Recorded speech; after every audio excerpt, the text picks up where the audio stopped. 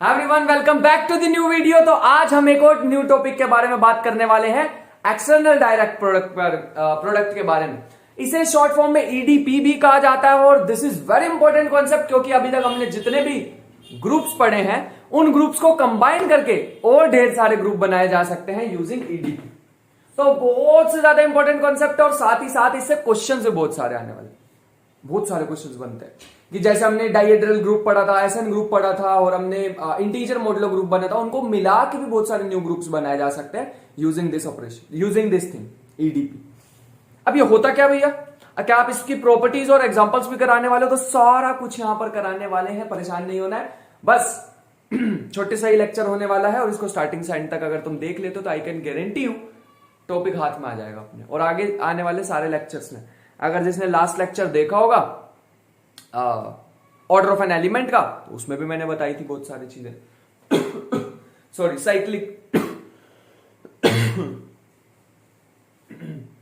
Cyclic group का जब मैंने बताया था तो उसमें भी मैंने काफी सारी चीजें बताई थी। स्टार्ट करते हैं आज का lecture. You know my name is Rajan Chopra. आज का टॉपिक होने वाला है external direct product. Sorry for that. हाँ चलो स्टार्ट करते हैं। Let G1 and G2 be the group. अच्छा यहां पे ना एक चीज ध्यान रखना, हम ना अभी तो दो ग्रुप की बात कर रहे हैं, बट 2, 3, 4, 5 फाइनाइटली मैनी कितने भी हो सकते हैं, याद रखना। सिर्फ दो नहीं, फाइनाइटली मैनी कितने भी हो सकते हैं। Let G1 and G2 are groups with respect to binary operations. दोनों का अलग अलग बाइनरी ऑपरेशन है, याद रखना।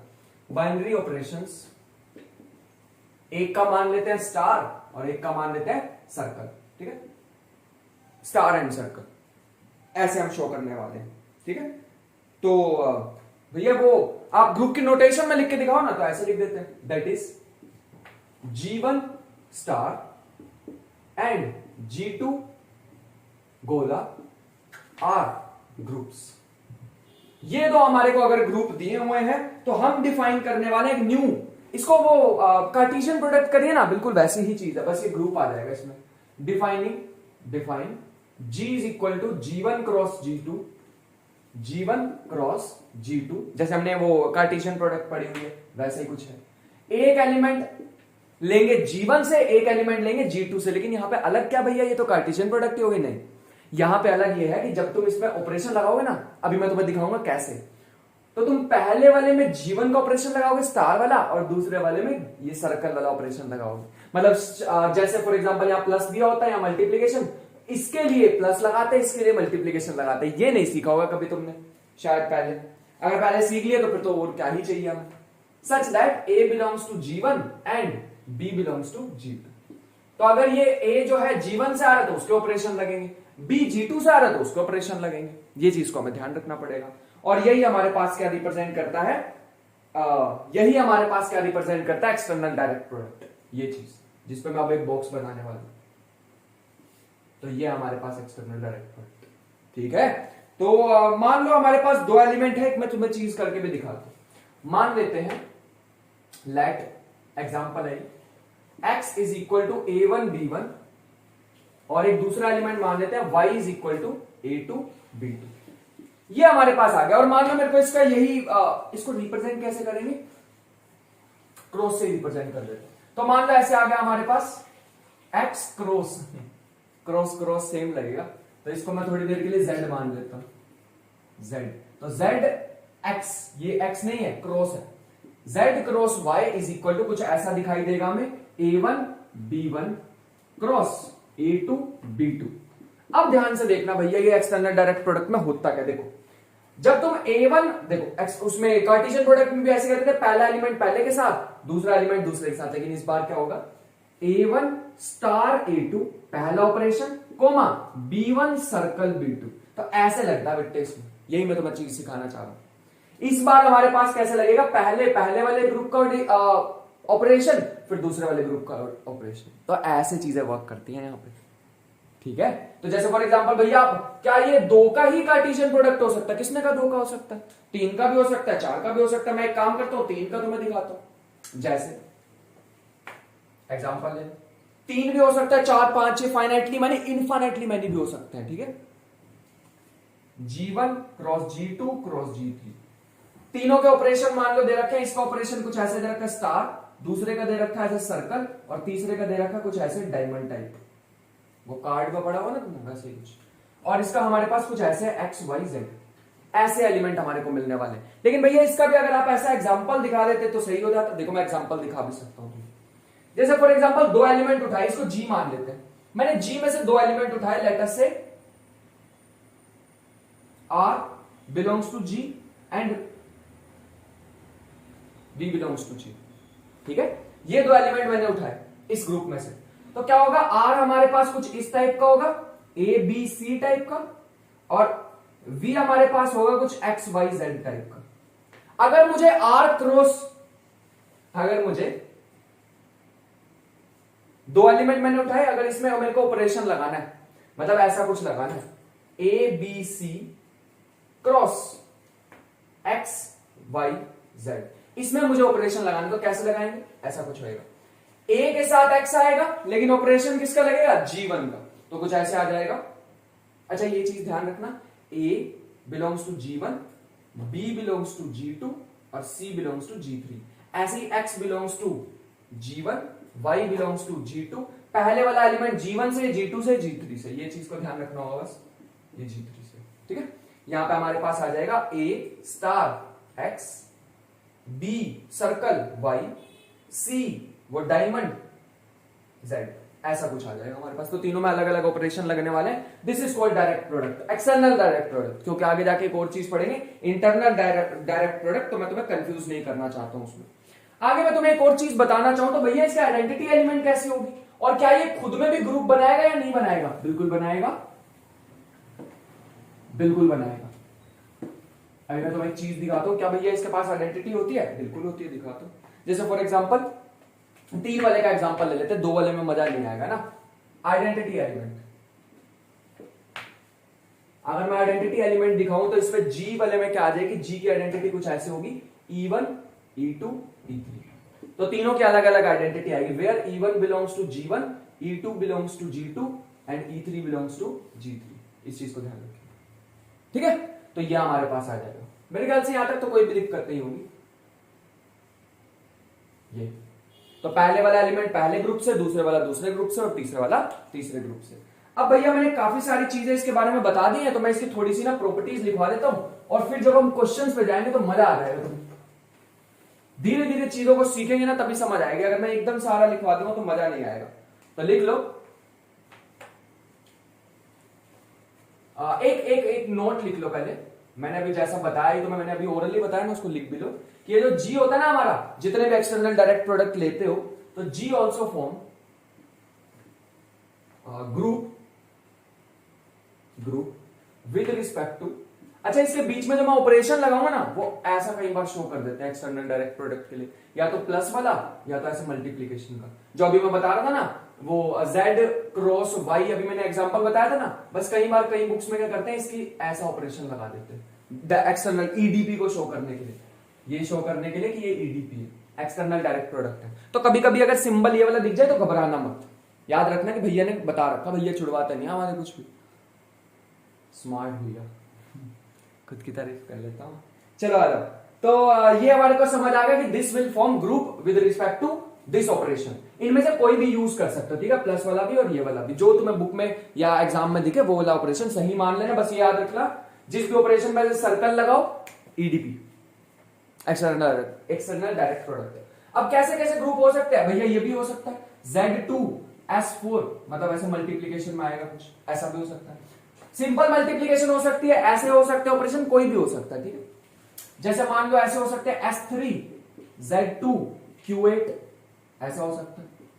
तो ऐसे मिलके जो बने हो एक्सटर्नल डायरेक्ट प्रोडक्ट से, एक्सटर्नल डायरेक्ट प्रोडक्ट की हेल्प से जो मिलके ग्रुप बने हो, वो उस पर हमारे को वर्क करना अब आगे जाके, ठीक है। इनके ऑर्डर कैसे आएंगे भैया, इनमें जनरेटर होता है, इनके ऑर्डर कैसे निकालते हैं, एलिमेंट का ऑर्डर कैसे निकालते हैं, ये सारी चीजें अब हम बात करने वाले हैं, एक एक करके प्रॉपर्टी को डिस्कस करते हैं। तो एक चीज को ध्यान रखना, G is finite if and only if, तो ऐसे लिख लो पहली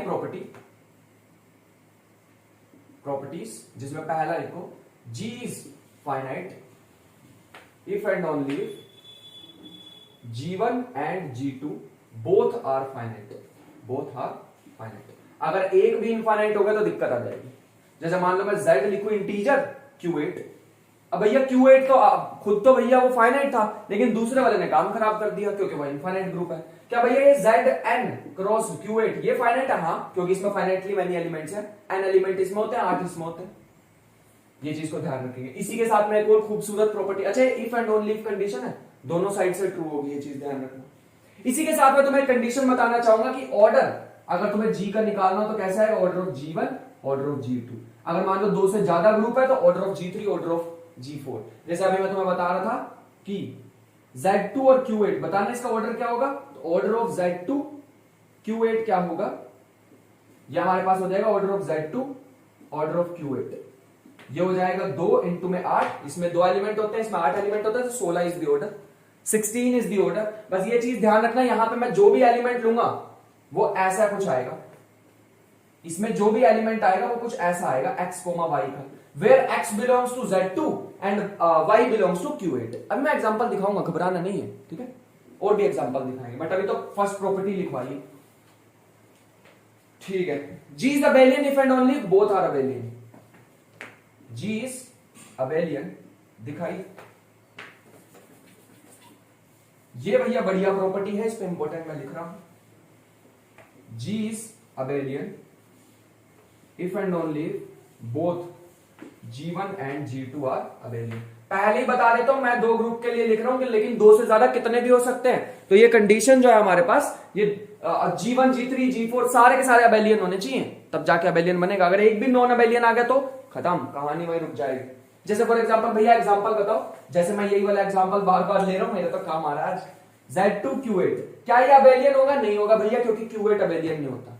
IJ is not equal to JI, तो ये अबेलियन नहीं होगा, नॉट अबेलियन, नॉन अबेलियन।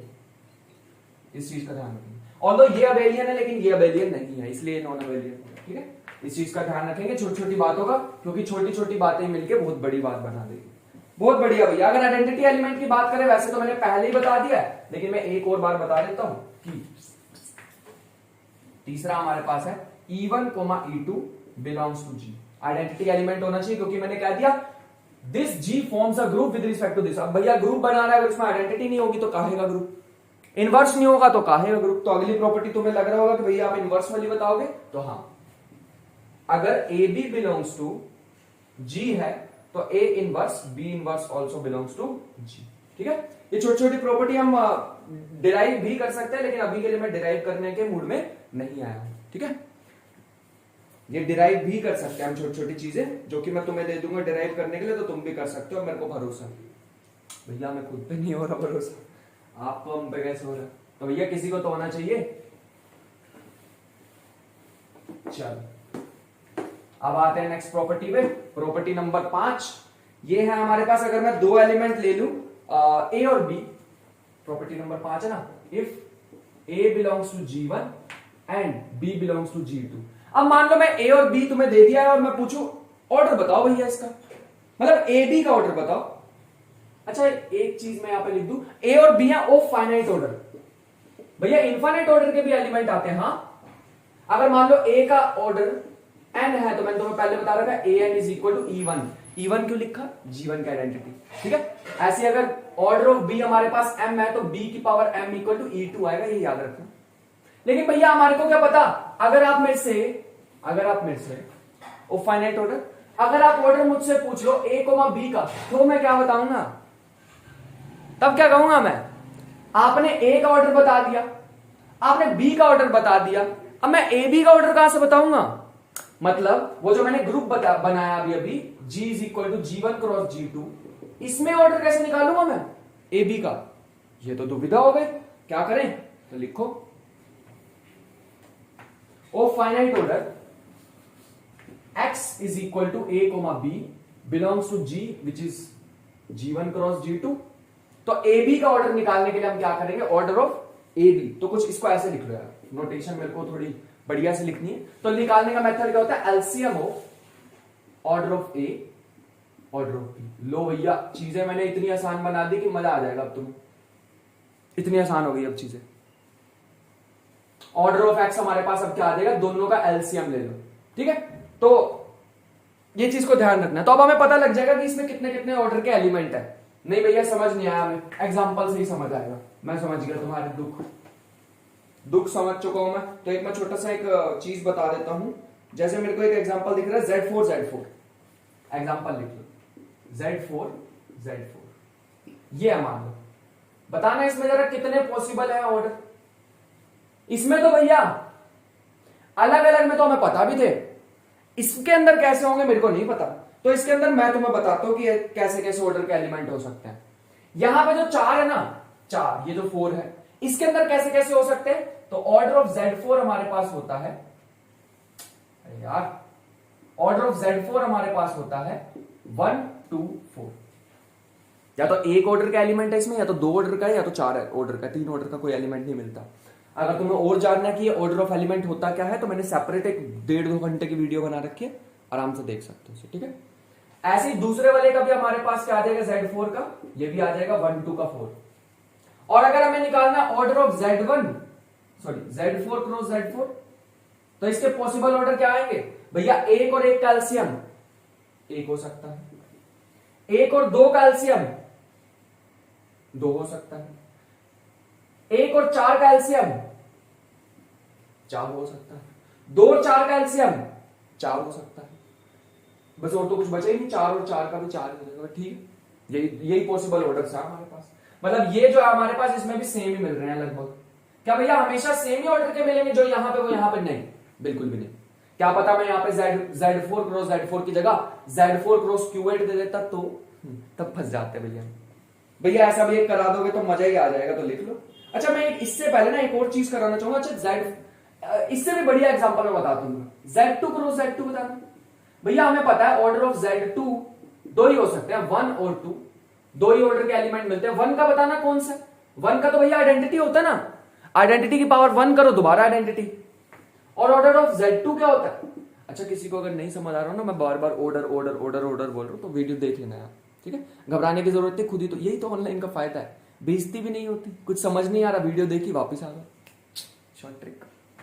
तो यहां पे भी हमारे पास 1 और 2, तो पॉसिबल ऑर्डर बताना Z2 क्रॉस Z2 के। तो भैया इसमें तो दो ही पॉसिबल एलसीएम आ सकते हैं, 1 और 2। हमें पता है 1 तो हमारे काम का नहीं, क्योंकि 1 ऑर्डर सिर्फ और सिर्फ किसका होता है? आइडेंटिटी का। तो जितने भी एलिमेंट्स बचे वो कितने ऑर्डर के होंगे? 2 ऑर्डर के होंगे। इसमें है कितने एलिमेंट्स? कितने एलिमेंट्स हैं इसके अंदर? Z2 क्रॉस Z2 के अंदर, Z2 क्रॉस Z2 के अंदर 4 एलिमेंट्स हो जाएंगे, ठीक है। इस चीज का ध्यान रखना। एक ही एलिमेंट होता है, कहां गया ये, एक ही एलिमेंट होगा आइडेंटिटी 1 ऑर्डर का। इस चीज का ध्यान रखना थोड़ा सा। तो Z2 क्रॉस Z2 हमारे पास आ गया। जब मैं तुम्हें आइसोमॉर्फिज्म पढ़ा दूंगा तो तुम्हें बताऊंगा ये जो Z2 क्रॉस Z2 होता है ये आइसोमॉर्फिज्म शो करता है, या फिर ये आइसोमॉर्फिक होता है K4 का। चलो अब उसको छोड़ते हैं, क्या तुम्हें भी पजल करना। आगे चलते हैं, एक और प्रॉपर्टी लिखते हैं कि if G1 and G2 are finite cyclic group of order M and N, if G1 and G2 are finite cyclic group of order M and N, जरूरी नहीं है सेम ऑर्डर के हो, M and N। तो बताओ क्या G1 cross G2 भी, G जो होगा हमारे पास G1 क्रॉस G2, क्या वो भी साइक्लिक बनेगा? क्या वो भी साइक्लिक होगा? भैया वो साइक्लिक जरूरी नहीं होगा, बट हाँ ये जरूर कह सकते हैं कि वो साइक्लिक होगा if then G is equal to G1 cross G2 is cyclic. ये सिर्फ तभी साइक्लिक हो सकता है if GCD of Mn equal to 1। इस चीज का ध्यान रखेंगे। तो ये सारी प्रॉपर्टीज है भैया, प्रॉपर्टी करा रहे हो यार, एग्जांपल आप ज्यादा नहीं करा रहे, क्योंकि एग्जांपल्स मैं अलग से कराऊंगा। इनके ना सबके मिक्स एग्जांपल आते हैं यार, अलग अलग ना ज्यादा एग्जांपल बनते नहीं है इसमें, इसलिए मैं करा नहीं पा रहा हूं, ठीक है। जैसे एक एग्जांपल तो मैं लेके दिखा सकता हूं,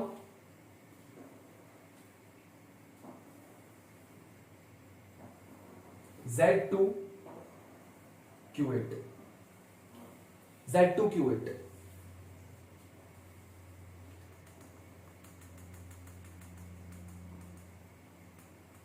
ये हमारे पास Z2 Q8। मैं तुमसे क्वेश्चन पहले कुछ और पूछ लेता हूं, बताओ ये अबेलियन होगा या नहीं होगा? अभी तो बताया भैया ये आपने अबेलियन नहीं होता, कैसे पता? देखो यहां पे ऑर्डर क्या होता है एलिमेंट का? 8। तो अगर मैं तुमसे कहूं कि जीसीडी ऑफ 2 और 8 निकालो, कितना आना चाहिए? 1। भैया यहां पे तो 1 नहीं आएगा, यहां तो 1 नहीं आएगा। इसका मतलब 2 और 8 का एलसीएम जीसीडी हमारे पास क्योंकि 1 नहीं आ रहा, तो यह हमारे पास साइक्लिक नहीं होगा, नॉट साइक्लिक, नॉट साइक्लिक। तो बस इतनी सी चीज देख लिया करो कि भैया इसका ऑर्डर देख लो, इसका ऑर्डर देख लो, दोनों का अलग अलग ऑर्डर देख लो। अगर उनका ऑर्डर जो भी हमारे पास है, अगर उसका जीसीडी 1 आ रहा है तो अच्छी बात है, नहीं आ रहा तो साइक्लिक नहीं होगा, ठीक है। बस तुम्हें ऑर्डर देखना। अच्छा ये एक और चीज, साइक्लिक नहीं है, साइक्लिक नहीं है, अबेलियन भी नहीं है, नॉट अबेलियन, अबेलियन भी नहीं है, ठीक है। क्योंकि हमें पता है Q8 जो है वो नॉन अबेलियन ग्रुप होता है, तो अबेलियन नहीं है तो साइक्लिक भी नहीं है, याद रखना। मेरे ख्याल से यहां तक तो कोई भी दिक्कत नहीं हो रही होगी। आगे चलते हैं। नेक्स्ट अब हमारे पास क्या आ रहा है, एक तुम्हें मैं ग्रुप के बारे में बताना चाहता हूं, यही लिख देते हैं। एक ना ग्रुप होता है जिसका नाम होता है इंटीजर मोडुलो n। जैसे मैं कभी ऐसे लिख दूं ना, G इज इक्वल टू, ये बढ़िया एग्जांपल है यार, इसके साथ ही एंड करूंगा, देखना आज का लेक्चर, और मजा आ जाएगा ये देख के तुम्हें। Z divide 3Z cross Z integer modulo 5। हाँ भैया ये इंटीजर मोडुलो 5 कहीं सुनी सुनी सी चीज लग रही है। आप क्या वो रिमाइंडर टाइप लिखने वाले हो क्या? हाँ, फिर तो बढ़िया, सीख गए तुम, समझ गए तुम। और लास्ट में लिखने वाला हूं Z, और ये नोटेशन से मत डरो, कुछ भी नहीं है यहाँ। क्या भैया ये वो है क्वोशिएंट ग्रुप है? मैंने कहा ना, कुछ जरूरत नहीं पड़ेगी। ये जो Z 3Z ऐसे लिखा हुआ ना, बस ये समझ लो इसके अंदर कौन कौन से एलिमेंट आते हैं। 1 आता है, जो भी 3 के रिमाइंडर आएंगे, 3 से डिवाइड करने पे क्या क्या रिमाइंडर बचते हैं भैया? 0 1 2। तो बस फिर बात ही खत्म हो गई। बताना जरा इसमें कितने एलिमेंट आएंगे 5Z वाले में? भैया 5Z वाले में आ जाएंगे 0 1 2 3 4। तो फिर क्या दिक्कत है? इसका ऑर्डर 3 है, इसका ऑर्डर 5 है। ले, डर रहे थे हम ऐसे। 6Z, इसमें क्या क्या आएंगे? ये आएंगे 0 1 2 3 4 5। तो डरने की क्या जरूरत है? इसमें कुछ भी नहीं है। इसमें क्या तुम अलग अलग के ऑर्डर भी बता सकते हो? हाँ भैया हम सबके ऑर्डर भी बता सकते हैं। अच्छा यहाँ पे अगर तुम इसको G1 मान लो, इसको G2 मान लो, इसको G3 मान लो, तो तुम यहाँ पे ग्रुप भी डिफाइन कर सकते हो, G equal to G1 cross G2 cross G3, और ये खुद भी एक ग्रुप होगा। ये तीनों ग्रुप है, तो मैंने पहले ही तुम्हें दिखा दिया। अच्छा अगर मैं तुमसे पूछ लूं इसको लिख के दिखाना, कैसे लिखोगे? तो ये कुछ ऐसे आएगा, एक्स वाई जेड, वेयर एक्स belongs to G1, y belongs to G2 and Z belongs to G3। पहले ही बता देता हूं, अच्छा एग्जांपल है और कुछ भी नहीं है, डराने वाली नोटेशन है तुम्हें। Z 3Z इंटीजर मोडुलो 3, ऐसे ही रीड करते हैं इसको। और अभी मैं एक चीज दिखाऊंगा, मजा आ जाएगा तुम्हें ये वाली चीज देख के। और ऐसे कितने भी हो सकते थे, ऐसी चेन बना लो तुम 50 की, तो वो भी हम सॉल्व कर सकते हैं। यहां पे आ गया हमारे पास ये चीज। अगर मैं तुमसे पूछूं ऑर्डर ऑफ G बताओ, तो तुम सिंपल क्या करना, पहले का ऑर्डर लिख दो, order of G1, order of G2, order of G3, तीनों के ऑर्डर मल्टीप्लाई कर दो। तो पहले का 3 है, दूसरे का 5 है, फिर 6 है, तो मेरे ख्याल से आ गया 90। 90 इज द ऑर्डर। अब मैं तुम्हें पूछूंगा कि भैया एक जरा इसका एक एग्जांपल देता हूं, सॉल्व करके दिखाना। 2 एलिमेंट देते हैं, जरा देखते हैं तुम उसको कर पाते हो या नहीं।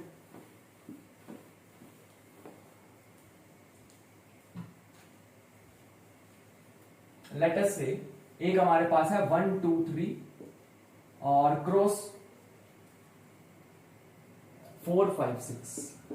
ध्यान से देखने की चीज मैंने क्या किया, ये दोनों एलिमेंट कहां से लिए? ये एलिमेंट मैंने लिए G से।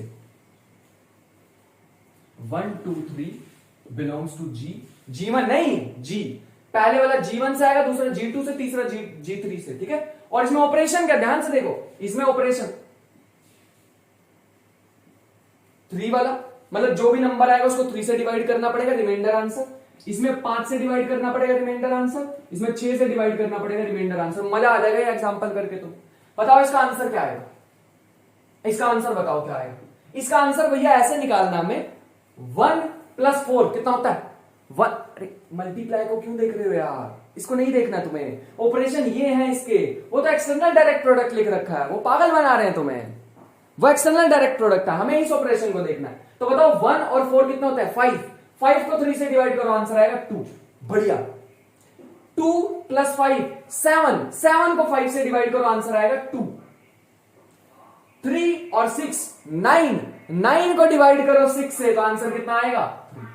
रिमाइंडर रखना है, रिमाइंडर। ठीक है, हमें सिर्फ किसको देखना है? रिमाइंडर को देखना, और किसी चीज को नहीं देखना है। आ गया आंसर। ये तो भैया बढ़िया था, तभी तो मैं तुम्हें बता रहा था ये चीज बढ़िया हमारे पास। आइडेंटिटी एलिमेंट कोई तुमसे पूछ ले इसका क्या होगा इसी ग्रुप का, तो आइडेंटिटी एलिमेंट हमारे पास होगा 0,0,0, चाहे तो करके भी देख लो। 1 2 3 में 0 ऐड करना, 1 2 3 में 0 0 0 रखो, तो 1 में 0 ऐड किया 1 और 3 से डिवाइड करो तब भी 1। 2 में 0 ऐड करो 2 और 5 से डिवाइड करो तब भी 2। 3 में 0 ऐड करो 3 और 6 से डिवाइड करो तब भी 3। तो ये हमारे पास है। अब तुम्हें खुद सोचना what is the inverse, what is the inverse of 1 2 3। वैसे तो ओरली निकाल सकते हैं ना, करके दिखा देते हैं भैया थोड़ा सा। बस ये याद रखना भैया तीनों के लिए अलग अलग ऑपरेशन होंगे, मिक्स मत कर देना चीजों को। एक्सटर्नल डायरेक्ट प्रोडक्ट में यही थोड़ी दिक्कत देती है चीज कि तीनों के लिए अलग अलग ऑपरेशन लगते हैं। तो 1 2 3 में 1 2 3 का इनवर्स हमारे पास क्या होने वाला है? सोचो, आंसर आना चाहिए 0 0 0। तो भैया बड़ा आसान है, ऐसा 1 में क्या प्लस करूं ताकि 3 से डिवाइड करने में रिमाइंडर 0 आ जाए? 2 में ऐसा क्या ऐड करूं कि 5 से डिवाइड करने में 0 आ जाए? 3। और 3 में ऐसा क्या ऐड करूं? 3। तो देखो 1 + 2 3 को 3 से डिवाइड करो 0, 2 को 3 में प्लस करो 5 को 5 से डिवाइड करो 0, 3 + 3 6 को 6 से डिवाइड करो 0। आंसर आ गया। तो इनवर्स क्या आ जाएगा? 1 2 3 का इनवर्स क्या होगा? 2 3 3। भैया ये कैसी नोटेशन है? तो इसका मतलब तुम स्टार्टिंग से नहीं देख रहे हो यार, सीरीज पकड़े हुए। ये नोटेशन होती है इनवर्स की। ठीक है, तो काफी सारी चीजें सीख लिया है। लेट मी सी अगर हमारे पास और कुछ भी बढ़िया सा है। एक चीज मैं तुम्हें लिखवा देता हूं कि जब भी हमारे पास अगर तुम फाइनाइट एक्सटर्नल प्रोडक्ट करते हो ग्रुप्स की, तो वो फाइनाइट ही होता है ग्रुप भी। तो लिख लो, इफ, ऐसे लिख लो कुछ, G is equal to, note में लिख लेना, ठीक है, G is equal to G1 cross G2 cross G3 up to so on Gn if all gi's are finite then G is finite। और दूसरा लिखो, if any one, एक भी अगर इनफाइनाइट हो गया, if any one of gi's are is infinite then G is infinite। इस चीज का ध्यान रखना पड़ेगा, हमारे काम की चीज है। बात समझ पा रहे हो? ठीक है, चलो एक और एग्जांपल से खत्म करते हैं इसको। मान लो हमारे पास एग्जांपल दे दिया किसी ने, R और R S3।